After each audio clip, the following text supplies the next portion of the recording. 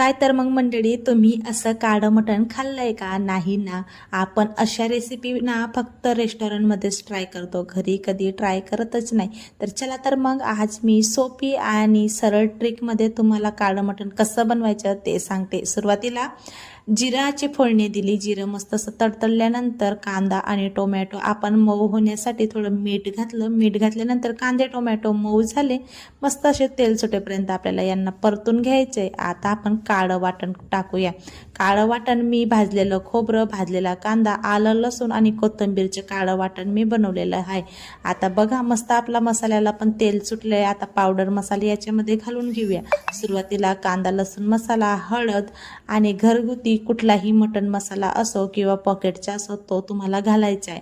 बघा मसाले वगैरे टाकून आता आपण शिजवलेलं मटण याच्यामध्ये घालून घेऊया. मटण घातल्यानंतर मस्त असं टामटिंग आपलं हे मटण दिसायला लागतं. वरून थोडी हिरवी कोथिंबीर घालायची.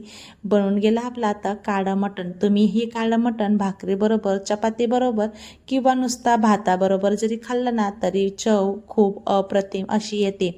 चला तर मग करा एक लाईक आणि करा एक कमेंट, तुम्हाला कसं वाटलं हे काळं मटण. जर तुम्हाला रेसिपी थोडी जरी आवडली तर तुमच्या मित्रमंडळीसोबत शेअर करायला मात्र विसरू नका.